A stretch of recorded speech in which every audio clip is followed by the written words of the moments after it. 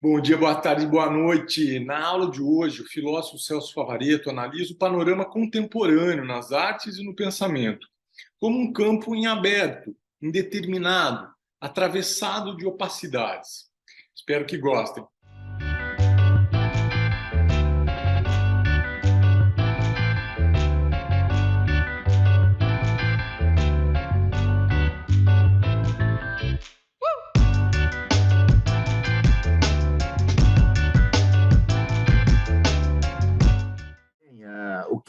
O que foi proposto para esta fala, conforme foi enunciado pelo Paulo, é o contemporâneo como indeterminação. E supõe-se que é pensar o contemporâneo como uma situação histórica atual, né, que repercute sobre ah, os saberes, que repercute sobre os modos de vida, implica também, e como eu acho que o objetivo dessas falas, entender exatamente o que é essa indeterminação da arte contemporânea, ou pelo menos a indeterminação que rege o regime estético das obras de arte contemporânea, ou dos objetos de arte contemporânea, ou dos acontecimentos de arte contemporânea, né? Esse tema do contemporâneo, da indeterminação do contemporâneo, como se sabe, é sobejamente conhecido já, não é? No Brasil, tem muita repercussão a partir de umas reflexões do George Agamben no seu texto O que é contemporâneo, né? Então, quando Agamben, nesse livro, faz a pergunta o que quer dizer contemporâneo, que certamente é uma glosa do texto do Kant, do século XVIII, né? O que quer dizer Aufklärung, o que quer dizer ilustração, o que quer dizer exatamente iluminismo, como é traduzido no Brasil, né? Mas essa mesma pergunta, quando se faz a pergunta o que quer dizer contemporâneo, o que está implícito nessa palavra contemporâneo, né? Segundo Agamben, é uma coisa que não tem clareza nenhuma. Quer dizer, não é algo que tem luzes, só novamente repercutindo o Kant, né? Não é algo que pode ser explicado a partir de uma filosofia das luzes, mas a pergunta se refere a um campo que é de pensamento, a um campo de ações, a um campo de saberes, a um campo de vivências que ele diz que é obscuro, né? Ele diz que, referindo-se a Nietzsche, ele diz que o contemporâneo é aquilo que é propriamente intempestivo. Intempestivo é aquilo que não é tratável, não pode ser tratado diretamente pela reflexão, por exemplo, né? E na arte, exatamente quer dizer isso. Você não pode mais tratar a chamada arte contemporânea, especificamente aqui falando a arte daquilo que se entende por artes visuais hoje, né? Como algo claro, é algo intempestivo, é algo que a cada momento se apresenta com significados e muitas vezes com destinação muito ambíguas ou muito ambivalentes, né? Porque em arte, por exemplo, né, aquilo que se chama obra há muito tempo que não tem mais sentido, né? Intempestivo, aquilo, portanto, é muito mais aquilo que se propõe a nós como um objeto de reflexão, assim são as obras contemporâneas, são as de artes visuais principalmente, mas são também as obras de cinema, as de teatro, de performance. É intempestivo porque exatamente nelas vige uma indeterminação do sentido, da significação, né? E muitas vezes uma indeterminação também daquilo que sempre foi a forma da arte, seja em termos da tradição da representação, essa tradição que vigorou durante 4 séculos, do Renascimento ao século XIX, seja mesmo uma espécie de aquilo que é chamado de tradição moderna também, aquilo que surgiu com as vanguardas históricas do começo do século XX, que aos poucos gerou certas novas ideias de obra também, né? Enquanto que aquilo que se chama frequentemente contemporâneo apenas indica uma coisa, que a palavra contemporânea não quer dizer, a própria palavra é obscura. Ela é um tipo de enunciado, né, que não tem nenhuma, digamos, precisão, né? A gente pode falar num campo do contemporâneo, numa situação contemporânea, entendeu? Quando a gente fala assim, a arte da contemporaneidade, ou então os valores da contemporaneidade, a palavra contemporaneidade é mais clara quanto a isso, porque logo ela é histórico-social, né? Ela diz de uma situação imprecisa, indeterminada, evidentemente, né? Toda cheia toda ela plena, né? De acontecimentos que são múltiplos e principalmente heterogêneos. Assim como isso está, digamos, na vida de todo dia e na vida das grandes cidades, principalmente, e nos valores atualmente ditos morais, ou então nos julgamentos políticos, e mesmo nas atitudes políticas, também nas artes é isso. É o próprio campo, e é o campo mais claro para se entender o que é heterogêneo, o que é heterogeneidade. E onde é heterogeneidade, não tem clareza, não tem luzes que dê conta disso. É o escuro, exatamente. É por isso que o Agamben depois diz uma frase muito interessante, ele fala assim, ó, pertence verdadeiramente ao seu tempo, digamos, nós pertencemos a este tempo, a esta contemporaneidade, né? Pertence verdadeiramente ao seu tempo, é verdadeiramente contemporâneo, aquele que não coincide perfeitamente com este, nem está adequado às suas pretensões. Isso é muito interessante. Quer dizer, que esse caráter intempestivo da contemporaneidade, do contemporâneo, né? Ele produz assim, um estado instável, indeterminado, opaco, com o qual a gente não coincide. A gente não coincide com nada porque tudo é muito heterogêneo, porque não tem unidade, e onde não há uma unidade que gera certa precisão, tanto conceitual como de valores, né, como de atitudes políticas, por exemplo, né, existe uma não coincidência. Isso está ligado na famosa ideia de que nós somos fragmentários, de que o mundo é fragmentário, que os homens são fragmento, entendeu? Quer dizer, que nesta vasta terra, né? Quer dizer, nessa cultura contemporânea, nesse mundo físico mesmo contemporâneo, né? Quer dizer, as coisas pipocam, né? Dentro da heterogeneidade, produzindo multiplicidades o tempo todo. Portanto, o fato da gente, quando o Agamben diz que a gente não coincide perfeitamente com o que está aí, o fato de nós nos tornarmos o tempo todo inatual é a ideia do que se chama crítica. A gente é crítico, isto é, a gente está perante a contemporaneidade, perante o mundo contemporâneo, perante a arte contemporânea, numa atitude reflexiva sempre. Essa reflexividade quer dizer crítica.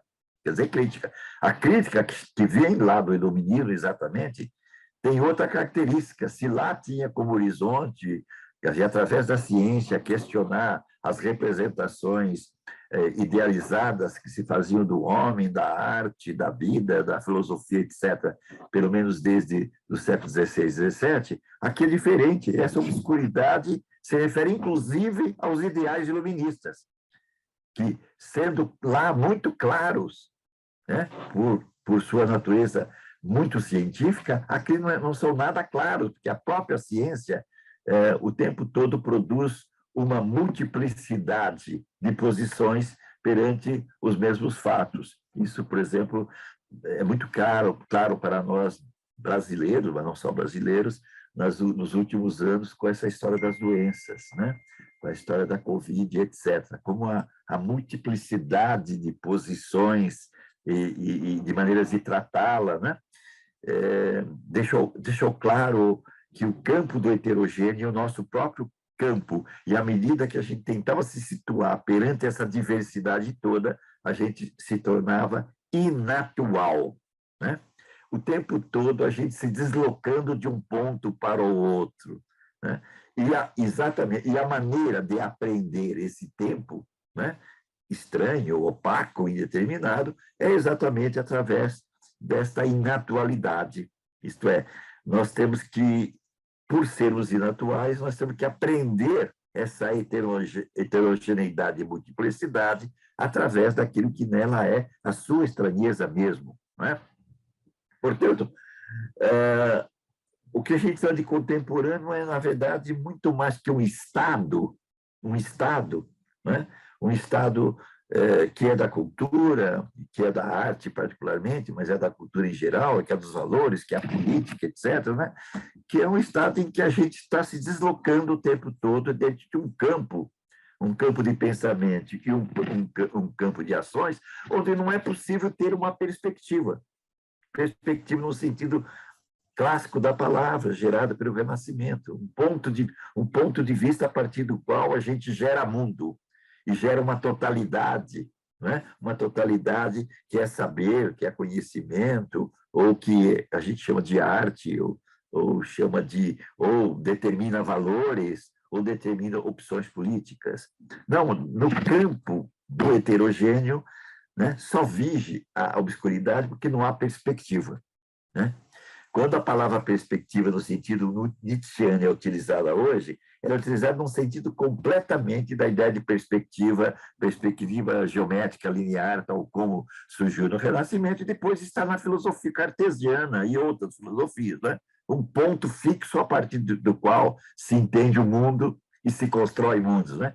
Não, quer dizer, há muito tempo que o Nietzsche já apontava isso, já por volta de 1880, 1890, muito claro que o perspectivismo nietzschiano diz que é preciso ver simultaneamente de vários pontos e não de um único ponto. Isso está, por exemplo, na pintura cubista, quando é impossível ter uma perspectiva como ponto único para entender os quadros cubistas. Você se desloca de um ponto a outro dentro de um campo heterogêneo de ações, né? Isso é perspectivismo, que é muito valorizado hoje, por exemplo, pelos antropólogos e etnólogos, como Viveiros de Castro no Brasil, né? Todo baseado nessa ideia de perspectiva vinda do Nietzsche, passa pelo Deleuze, Guattari, etc., né? Em que para que você entenda a heterogeneidade em termos de comportamentos, em termos de gênero, em termos de antigamente que se chamava raça, enfim, em termos de cultura em geral, né? Por exemplo, a cultura ameríndia ao lado da cultura burguesa ocidental, ao lado da cultura chinesa tradicional, ou ao lado dos resíduos culturais orientais e das culturas ditas, antigamente se dizia, selvagens. É só o perspectivismo que dá conta disso, isto é, trabalhar num campo heterogêneo de ações, que tanto para o conhecimento como para o entendimento e a produção de arte. Então, esse campo do contemporâneo é um campo muito determinado pelo reflexivo, né? Seja em filosofia, seja em antropologia, etnologia, seja em política, em cultura, né? E seja em arte, é preciso trabalhar não a partir de uma perspectiva, mas a partir de um perspectivismo, não é? Isto é, a partir do múltiplo e do heterogêneo, né? Isso faz com que, por exemplo, na arte contemporânea, seja impossível a gente tratar a arte contemporânea, isso é, a arte, vamos chamar de arte contemporânea, essa arte das últimas décadas, sem precisar exatamente desde quando, mas certamente dando uma pista, a arte que surgiu a partir da explosão da pop art, com tudo que veio depois disso, isto é, do heterogêneo e de múltiplo, né? Quer dizer, explodindo, digamos, certas configurações que tinham sido estabelecidos pela arte moderna, ou o cubismo, ou o surrealismo, ou o expressionismo, ou o abstracionismo geométrico, ou o abstracionismo informal, ou o surrealismo, ou o dada. Esse ou, isso ou aquilo, de certa forma, era uma configuração. Essa configuração explode totalmente, né? A partir de mais ou menos dos anos 50, provocado pelo conceitual que tem no pop e pela maneira como o pop explode também o campo organizado das artes, que mesmo sendo moderna, a partir dos anos 10 e 20, né, ela ainda, de certa forma, identificava alguma coisa como arte, a partir de quer dizer, identificava objetos como objetos de arte de maneira muito clara. A partir da explosão do pop e a mistura que o pop produz entre aquilo que se chamava arte e aquilo que não é arte, que são objetos cotidianos em circulação mercadológica, valorizando também a circulação mercadológica também dos objetos de arte. A partir daí, esse campo heterogêneo fica mais complexo. Eu não digo complicado, mas mais complexo, porque exatamente a gente só pode absorvê-lo por uma reflexão perspectivada, que vem da perspectivação. Quer dizer, embora essa arte dita contemporânea ela mantenha relação com os vestígios de artes antigas, seja da arte da representação, seja principalmente da arte moderna, esses vestígios, né, não mais subscrevem a ideia do novo e da ruptura, que foram o apanágio das vanguardas, né? A questão do objeto artístico como mercadoria, por exemplo, que vinha lentamente se estabelecendo no século XIX, já mais decisivamente no século XX, se torna galopante, quer dizer, a partir da década de 60, né? Quer dizer, onde os objetos artísticos se mesclam com objetos, enquanto objetos técnicos ou objetos especializados e objetos de consumo, e isso produz uma indeterminação na significação, fazendo com que o valor do novo, né, que se refere exatamente a um fetiche que antigamente implicava o uno, o irrepresentável, né, aquilo que era uma totalidade que gerava mundo, mesmo na arte moderna, não é mais possível. Não é mais possível. Então, embora os vestígios estão sempre ali, não existe mais a grande arte. E, portanto, não existe também a possibilidade de essa arte que aparece agora, quase sempre muito ligada a ritmos, desejos, aspirações e necessidades cotidianas, essa arte não mais, digamos, aparece senão uma passagem, dentre outras, para o acesso àquilo que a gente chama de realidade, ou para propor imagens da realidade, né? Quer dizer, nesse sentido, falar em arte hoje, assim como a gente falava de contemporâneo, a gente está falando, na verdade, de uma coisa...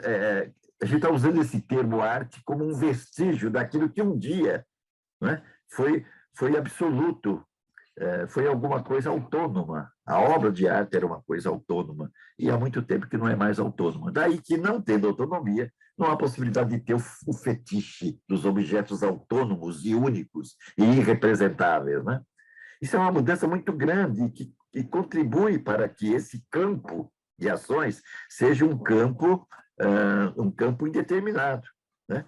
Portanto, quando a gente usa a palavra de novo, a gente vai numa galeria, vai numa grande exposição, uma bienal, qualquer outra grande exposição, ou vê coisas em ateliê de artistas, ou vê a arte que aparece em revistas, jornais, principalmente as artes plásticas, eu estou falando, né? Mas também acontece muito disso com teatro, com cinema e com música, aparece muito isso também, né?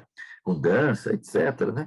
Quando a gente fala assim que a gente fala assim, eu vi uma coisa muito nova, muito inusitada, uma coisa que não existia, porque a palavra novo, né, ela ela está muito ligada à ideia de invenção, né? Certo? Na verdade, essa invenção que aparece atualmente é aquilo que o crítico Ronaldo Brito chama de um outro novo. Não é que a gente deva, digamos, fazer uma censura dizendo que não se pode mais aplicar a ideia de novo, não é?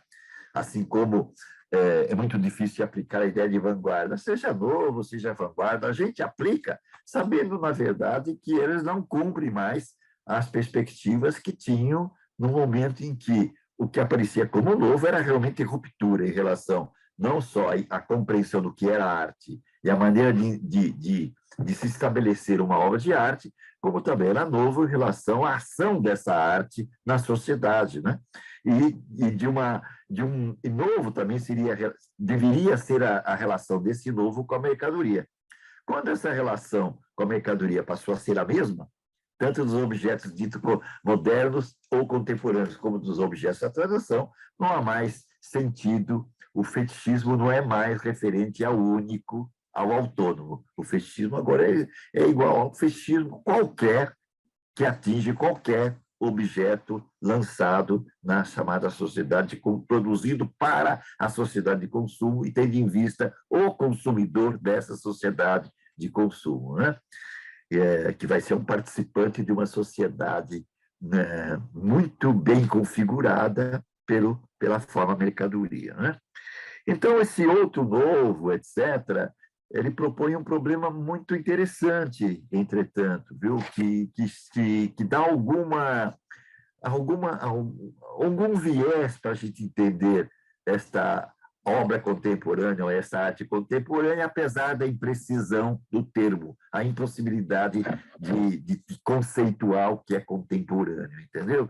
Que é o seguinte, o fato, como eu já disse, de que essa arte de hoje, apesar de ser heterogênea, múltipla, o tempo todo se diferenciando, mas o tempo todo nela, o que a gente pode detectar vestígios daquilo que um dia foi obra autônoma, daquilo que um dia foi obra inovadora. Por exemplo, próximo de nós, uma ocasião foi cubista, foi surrealista, ou foi dada, ou foi construtivista, ou foi abstrato no sentido geométrico da palavra, no sentido geométrico, ou abstrato no sentido do informalismo. E isso, digamos, desculpe, a arte contemporânea mantém certos traços, né, dos vestígios deixados, dos vestígios, dos restos, das ruínas deixadas por estas artes bem determinadas, quando elas deixaram de ser bem determinadas. Há muito tempo que cubismo, surrealismo, Dada, etc., não tem sentido como, digamos, uma direção de pesquisa ou de experimentação muito precisa. E assim como vanguarda, que rompe algum aspecto do que antigamente se chamava arte ou e do que era a obra de arte. Há muito tempo que não tem isso. Os objetos se referem, quer dizer, eles mantêm vestígios, né, traços, neles se observam rastros, né, do que um dia foi cubismo, surrealismo, foi Dada, e hoje se percebe que ela tem várias determinações ao mesmo tempo. Ela pode ser, ao mesmo tempo, muito construtivista, no sentido assim de um certo racionalismo construtivista próximo da arquitetura moderna ou referente à arquitetura moderna, e, ao mesmo tempo, ela tem traços surrealistas. Ao mesmo tempo, ela se apresenta como uma exploração particular, às vezes, da colagem moderna ou da montagem moderna, entendeu? Então, tudo isso mostra a obscuridade e a indeterminação do que se chama arte, do que é obra de arte, afastando-se tanto da arte, da grande arte da representação, né? Onde a arte era alguma coisa que visava a uma satisfação espiritual, como dizia o Hegel, né? Muito alta, né? Como da arte moderna, que não visa satisfazer uma ambição espiritual transcendente, mas muitas vezes visava exatamente romper com a arte da tradição, mas produzir uma outra coisa no lugar, não uma coisa única, de uma única direção, mas uma coisa de várias direções, mas muito determinada, até como acabou sendo a direção cubista, acabaram sendo as direções cubista, surrealista, Dada, que eram direções muito claras, que se tornaram meio absolutistas quando apareceram, querendo manifestar a verdade da arte, aliás, como toda a vanguarda, que é manifestar a verdade da arte. O que eu estou sugerindo, assim, que havia, para se entender a contemporaneidade em geral, em todos os sentidos, tanto em termos morais, em termos políticos, como em termos estéticos ou da produção artística em particular, é exatamente verificar como nesse presente que nos informa, esse presente que nos informa, e nós sabemos qual é, que é múltiplo e heterogêneo nas suas proposições, nas suas, nas suas exigências, né? Exigências, né? E no centro dessas exigências que a gente sabe está exatamente a lógica cultural e econômico-financeira do capitalismo avançado, tá? Como a gente localiza o tempo todo neste presente e que parece ser inovador, apenas inovador, uma série de vestígios do passado, tanto em termos de política, como de valores, como de vivências, como no campo propriamente da produção artística. O viés que eu estou achando interessante para se enfrentar essa situação heteróclita, né, de heteróclitos, né, é exatamente pensar pela via do tensionamento. A tensão que nós não temos hoje nem um passado operante e nem um puro presente inovador e inovado operante por si só. Nós temos as duas coisas copresentes. E o interessante é explorar a tensão entre exatamente certos elementos do passado e que são ainda vivos e que são atuantes. Nós digamos assim que o espírito das luzes continua atuando sobre a gente, evidentemente em relação a esses novos tempos, mas continua atuando, e ao mesmo tempo outras coisas que são diferentes, por exemplo, a multiplicidade e a heterogeneidade, que não tinha nada a ver com o sistema das luzes, por exemplo.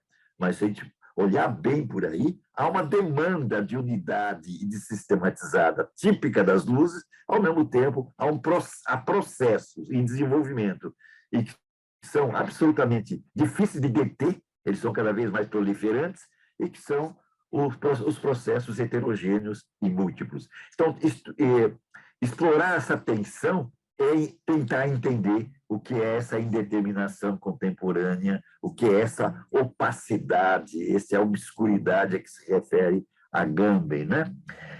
Quer dizer, os desafios contemporâneos, né? Os desafios contemporâneos, eles são também os desafios modernos, só que numa outra situação que está sendo reelaborada. Nós estamos em contínuo processo de elaboração da situação moderna, que foi, vamos dizer assim, revolucionária, a partir principalmente um pouquinho antes da Primeira Guerra Mundial e logo depois da Segunda Guerra Mundial. O estabelecimento definitivo daquilo que viria a ser o capitalismo financeiro e hoje nós chamamos de um sistema social que a gente chama de neoliberal, né, que atinge todas as esferas da vida, ele surge exatamente como uma grande inovação no século XIX, enquanto ele pretendia resolver os grandes problemas da humanidade, né? Temos que elaborar os ideais que estavam implícitos aí, e que estavam nas artes, e que estavam nas políticas, estavam nas ideais sociais, estava claramente na arquitetura construtivista ou na crítica da arquitetura construtivista, né? Estava nas artes bem definidas, como uma arte tipo cubismo, surrealismo, etc., e em outras artes que não eram tão bem definidas, e tudo fica muito claro a partir da década de 60. Né?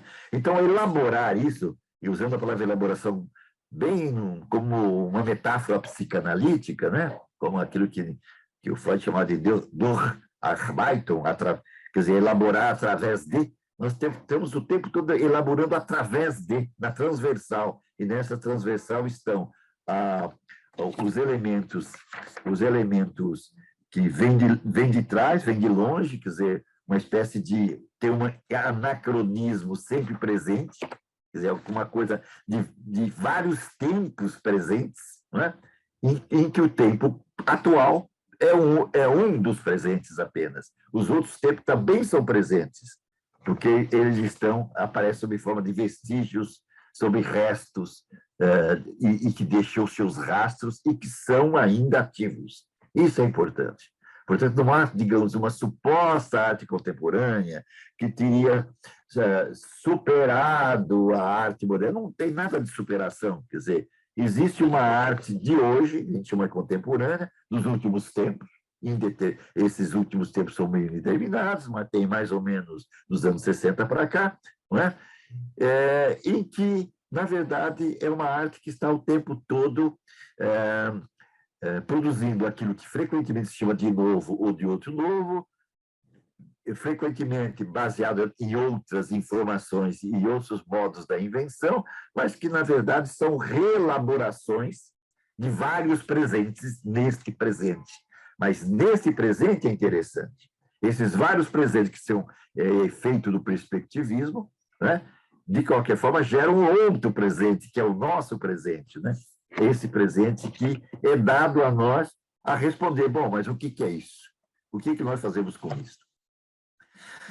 Portanto, vejo bem, eu estou sugerindo aqui que desde as vanguardas históricas, em que a arte, os valores que envolviam a idealização da arte foram deslocados, foram tirados do seu lugar eleito, né, e jogados, digamos, num vulto de invenções contínuas. Daí os ismos, né, os ismos todos do começo do século. Desde então, né, ideia de arte, a ideia do que seja uma obra de arte, etc., são práticas em devir o tempo todo. São mais práticas do que afirmações do que seja arte ou do que seja uma obra de arte. E o juízo sobre o que é e o que não é arte, o que é bom, o que não é bom, não tem nenhuma pregnância, o que gera uma dificuldade muito grande, fazendo com que, como eu dizia no início da minha fala aqui, fazendo com que o ponto onde nós nos situamos seja sempre o ponto da inatualidade, da crítica. Isto é, a gente sempre se desloca de um lugar para outro, né, para tentar exatamente estabelecer algum lugar de fala, algum lugar de observação, algum lugar de análise, algum lugar de valorização, né? Não quer dizer que não haja, mas só que esses lugares são produzidos exatamente como produzidos dentro da perspectivação, né? O abandono da perspectiva tradicional em função da perspectivação nietzschiana não quer dizer que a gente não determine lugares de observação e de análise de crítica. Sim, só que esses lugares são todos efêmeros, são lugares de passagem, isso que é importante. O que gera uma dificuldade, o que gera exatamente a nossa contínua inatualidade, né?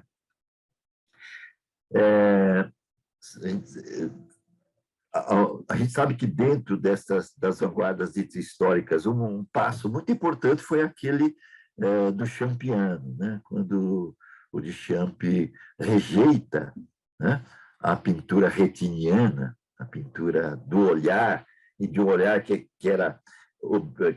se produzia pela perspectiva fixa, né? E ele propõe exatamente não só a eliminação da perspectiva de observação, como também a perspectiva da representação, e, em segundo lugar, ele rejeita o lugar próprio da arte até então, que era o lugar da produção de objetos diferentes dos objetos cotidianos. Ele passa a introduzir os objetos cotidianos naquilo que se chama arte. Quer dizer, isso aí foi realmente uma ruptura que abriu totalmente o campo para aquilo que vai ser moderno, no sentido próprio da palavra, de se opor a algumas coisas do passado de maneira radical, a pintura como a pintura e a arte em geral como representação, e, ao mesmo tempo, abrir para aquilo que vai ser contemporâneo, inclusive. O Duchamp é contemporâneo no seu tempo. Ele era contemporâneo do cinema, assim como nós somos contemporâneos do contemporâneo. Né? E nós temos o tempo todo que determinar que contemporâneo é o nosso, onde eu estou. Né? No Duchamp foi muito claro. Né? E a ruptura que ele produziu foi realmente estraçalhante do que antes era absoluto, do que antes era autônomo, produzia obras únicas, e etc. Né? Obras únicas, irrepresentáveis, desculpa, imutáveis e não irreprodutíveis, etc., etc., etc. Né? Então, as transformações ocorridas na modernidade, que são muitas, desde a eclosão do futurismo, do surrealismo, depois o Duchamp, surrealismo, etc., né? Elas deslocaram totalmente a ideia de arte e, principalmente, atingiram fundamente a relação que a gente sempre tenta propor entre arte e vida. Nós não podemos dizer que a vida nunca esteve na arte. Ela sempre esteve na arte, desde sempre. Desde aquilo que nós, digamos, por uma volta no tempo, chamamos de arte, digamos, que está lá das cavernas, a Mesopotâmia, o Egito, a Grécia, etc., em que a ideia de arte não vigorava, mas a ideia de presença da vida é um fato.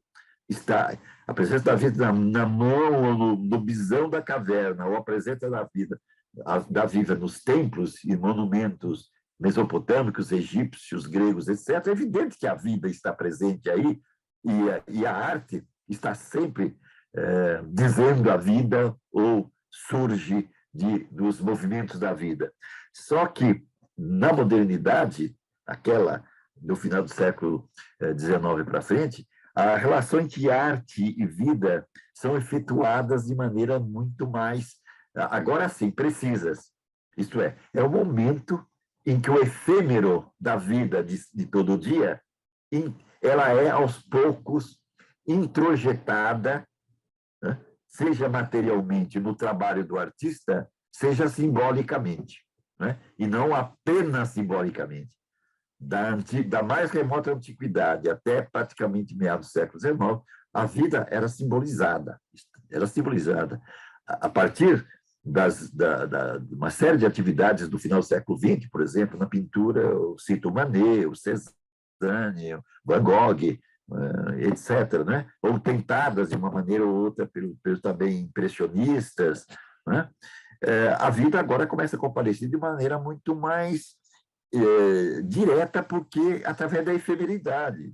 O impressionismo, mesmo que ele tenha produzido obras de arte como sempre, que é quadros estáveis como sempre, a tentativa dele, pelo menos idealmente, era pensar a efemeridade da nossa observação das coisas, né, em uma luminosidade diferenciada, e diferenciada pela passagem da luz materialmente na espessura do ar ambiente. Já no Manet é muito claro, elimina a profundidade da representação, né? E introduz no tema e na maneira chapada de representar um modo absolutamente oposto à profundidade da arte da representação, como se pode ver na Olímpia, no seu famoso quadro Olímpia, o quadro de Déjeuner sur l'herbe, ou em outros quadros muito claros do Manet, que onde se pode ver com muita clareza como o efêmero passa a entrar dentro de um quadro, embora o quadro permaneça como quadro como definitivo.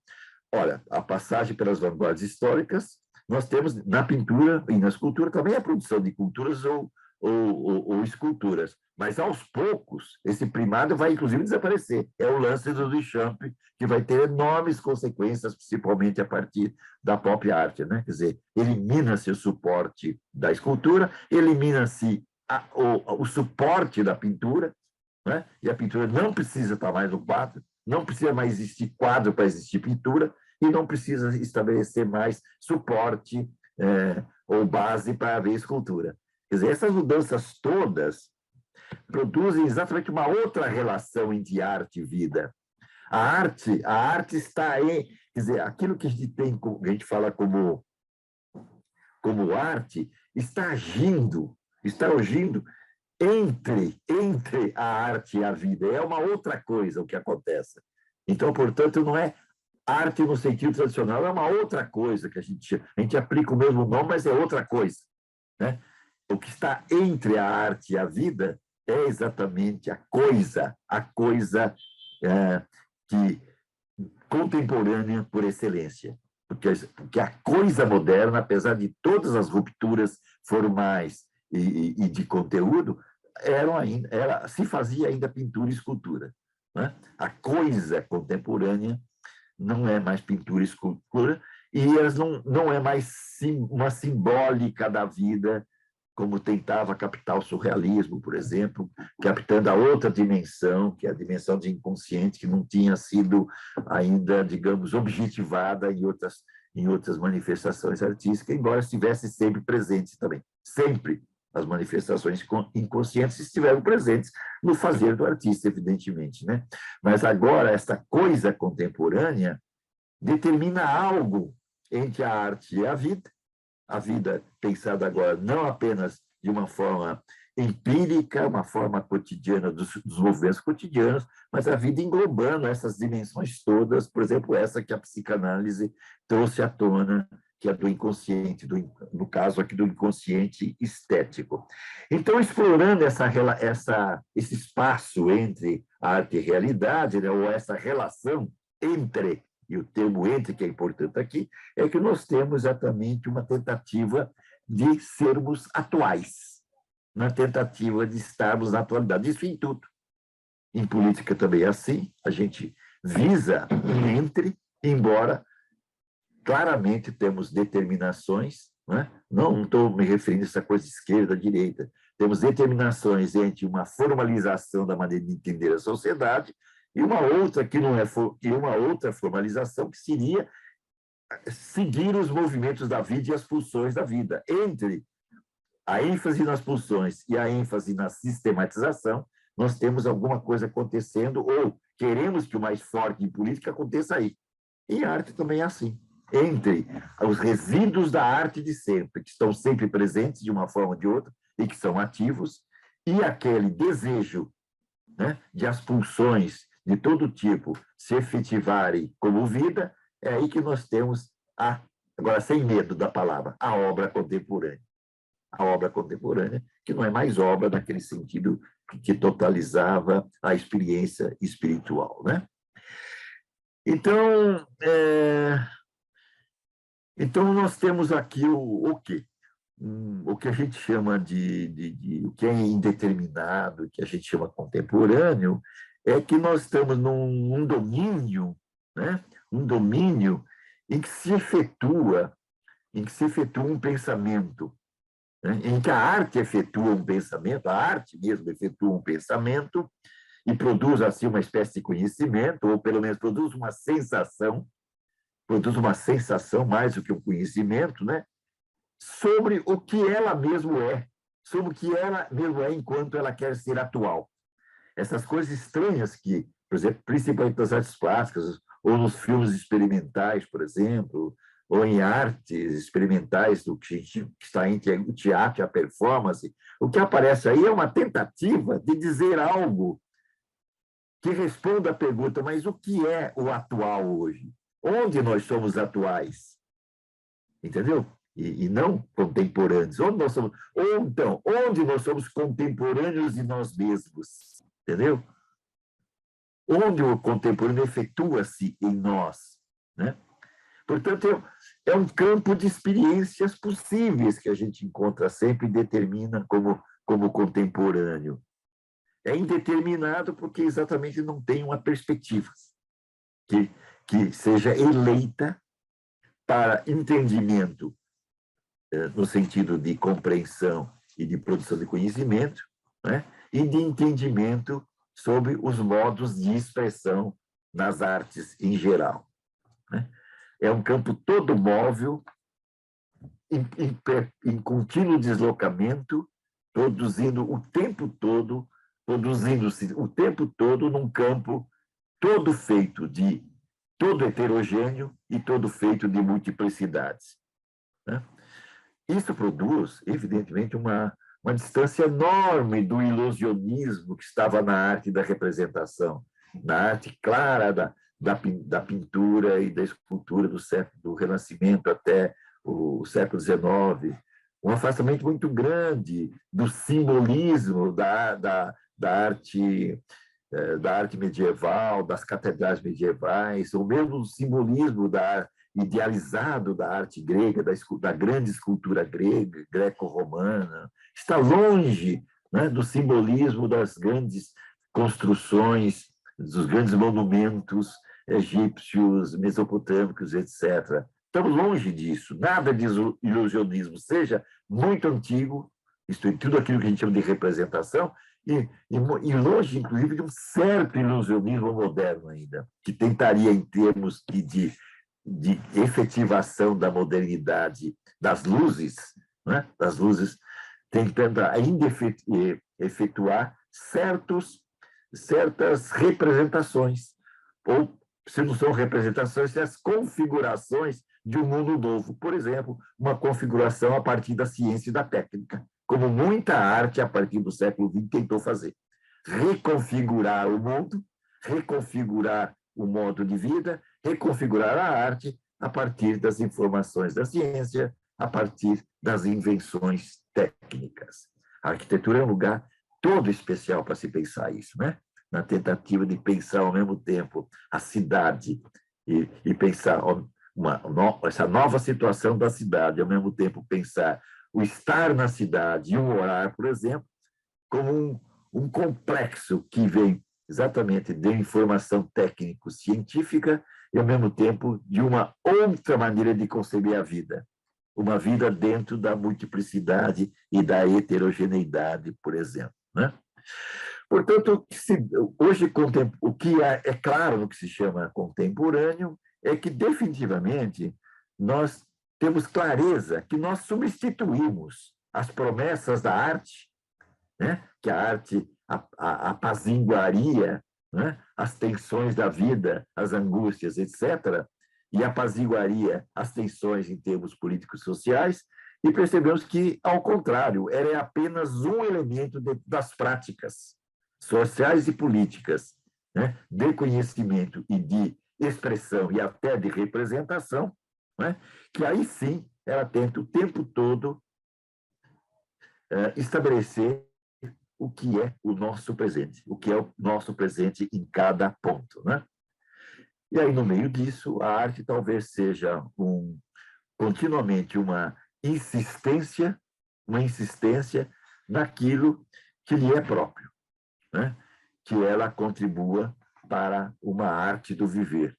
Isto é, que o viver possa se estabelecer, não de modo a partir apenas de categorias fixadas, julgadas imprescindíveis pela vida político-social, mas que a vida possa continuamente ser inventada mesmo, que é o modo de ela dar conta da heterogeneidade e da multiplicidade presente.